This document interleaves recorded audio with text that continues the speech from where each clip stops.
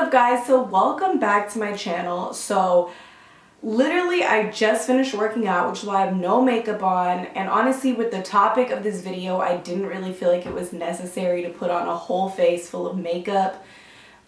So if you can probably see by the title, I wanted to just talk about the tea on SoulCycle. So before I went to SoulCycle, I want to say that I did my first class back in July of 2019. And I had no idea what to expect. I mean, I feel like on the website and the app, they give you just like a little bit of snippet of what the class is going to be like, but nothing in depth. And so for me, I ended up researching a lot of SoulCycle videos, and of course you can't film in there, so when you go in there you really don't know what to expect. So I thought, what better way to give you guys the tea on SoulCycle than to get into detail about what goes on in the class, is it even worth it, and how it changed me or didn't change me. So if you want to know more about the tea on SoulCycle, stay tuned for this video. So like I said, I started SoulCycle back in July, and that was my very first class. I took it with my brother. And so we ended up taking the hour-long class, and I thought I was gonna die. So when you first get to SoulCycle, what you do is you check in, and if it's your first time, you go to the desk and you kind of just tell them that it's your first time. They'll help you adjust your bike, you'll get shoes, and if you want, they do provide water as well, but you will have to pay for it, as well as your shoe rental. So my advice to you would be, don't invest in cycling shoes until you've reached a certain peak within your cycling. So for me, I didn't invest in shoes until I was on maybe my 12th ride, just because I had to mentally prove to myself that I was going to continue to take the classes. Besides the point, so once they help you adjust your bike, you sign a paper, you sign like a waiver, and you sign in on like a roster sheet, and it tells you what number bike you are and all of that jazz. And after that, you put your stuff in a locker if you brought stuff, and you head on into the class. So literally it's once you get into the class, it's semi-dark. You can still see people, but it's not like a gym where it's brightly lit and you can see all into everybody's business and their face. And so that's kind of why I like SoulCycle, is because it's very dim lighting, and so depending on your instructor, sometimes they'll flick the lights on and off. Not like that, but sometimes they'll flip them on and off, and it's kind of just by instructor's preference. And so I'm not sure if you guys are familiar with the app, but in the app you'll either do a 45-minute class or a 60-minute class, which is called a Soul Survivor class, which is what we took the very first time. So you pretty much pedal obviously to the beat of the music. Once you're in there, you can adjust your resistance, and what people may not know is that you're in charge of how many calories you're gonna burn, and you're in charge of how hard you're gonna push yourself. Nobody's gonna turn the resistance up for you, nobody's gonna turn it down for you. So you have to hold yourself accountable when you're in the class to decide how hard you're gonna push yourself. And so with my very first class, I probably didn't push myself as hard. I was really tired. Even the pre-workout that I was taking wasn't doing enough for me. And I literally wanted to kill my brother because I was so pissed off that this class was an hour, and I just kept looking at my watch like, is this almost over? And so this was right after I had my baby. So I had my baby back in May, and I took this class in July. So that was kind of my first step getting back into fitness and owning my body and taking fitness seriously. Let's kind of get into the details more so about the instructors. So every instructor is different. I didn't know this until I think I was about 10 classes in. I think I'm around 20 classes, 25 classes now. And so if it doesn't make sense to you, I did the class in July and I never went back. And I went back again, I want to say in November with one of my friends, May. And so she was going before work, and I decided I was going to start going before work. And before work started to turn into before work and on the weekends, and then I kind of just narrowed it down to just one day a week on the weekends in the morning. And so, but what I did know what I found out after taking so many classes was that every instructor is different.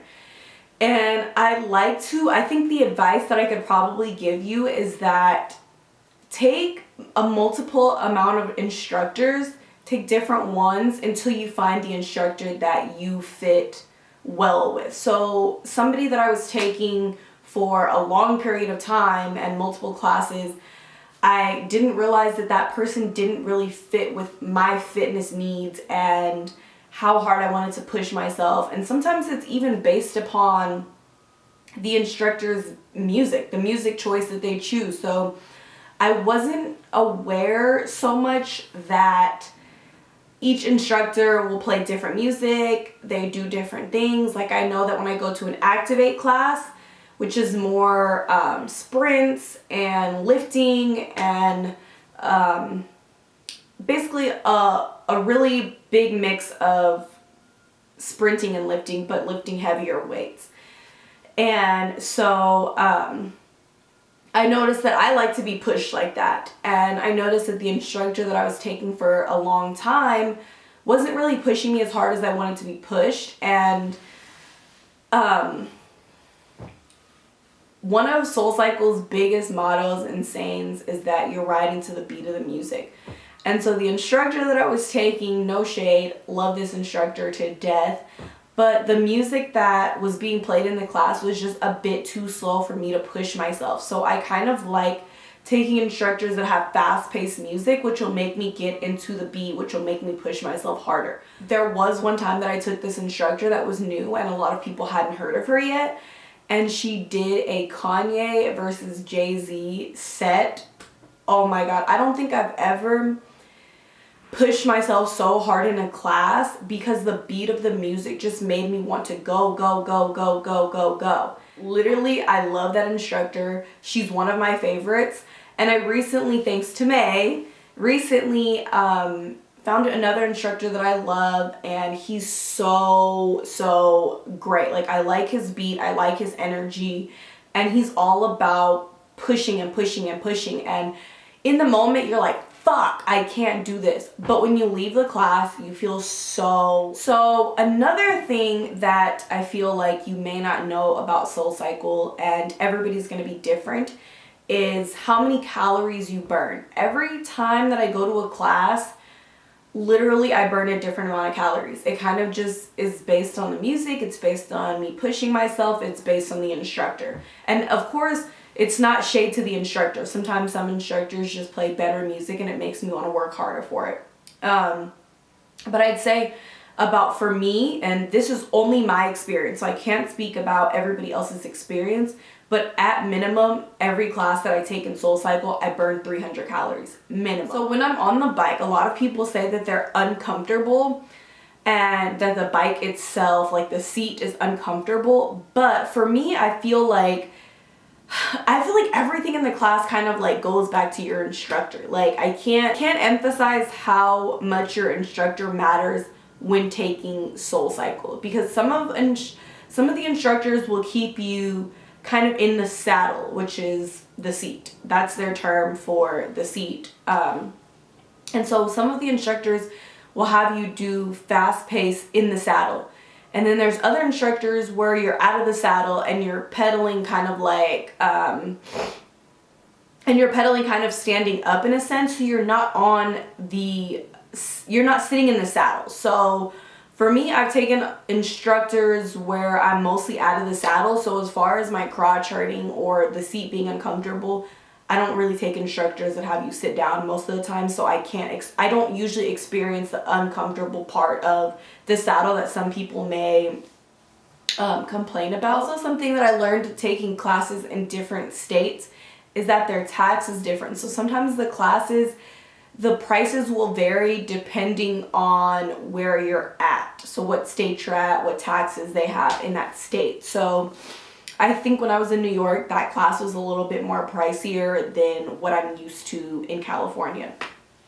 And so you'll just have to figure out those rates depending on what city and state you're in at the time of your class or where you live. And another thing that I actually, SoulCycle will give you little treats here and there when you hit milestones. So if you look at the app, I'll put it over here somewhere, of the milestones, and each milestone you usually get something from SoulCycle. So I think when I hit 12 classes, maybe, I got a pair of free shoe rentals and a water on them, so they give you kind of like a voucher. So if I ever forgot my shoes, I wouldn't have to pay for them for that one visit. And the same thing with the water. If I forgot water, I could use my voucher, and I don't think they expire. So what do you wear to a SoulCycle class, you ask? So to a SoulCycle class, I usually just wear a sports bra like this. And this one is an Align bra. No, this one, I don't know which exact bra this is, but this is from Lulu, and I will link my video down below of my Lululemon try-on haul. And I usually just wear leggings, so, and obviously bring a water bottle. So those are the 3 things that I would probably recommend as far as what you wear to the class, if you're comfortable wearing the sports bra. If you're not, there's still girls in there and guys in there that wear t-shirts and just gym shorts. So it's really up to you, but you sweat a lot in that class, and sometimes even if you book a seat by the fan, sometimes they don't turn the fan on, and in that moment you're kind of pissed, but you obviously sweat more so if you so that pretty much concludes my tea on SoulCycle and my experience and is it worth it and all of that good stuff. If there's anything that I didn't answer in this video, leave me the questions down below and I will answer anything that you guys are wondering that I may not have gotten to in this video. But I want to thank you guys so much as usual for watching, and I cannot wait to see you guys in the next video.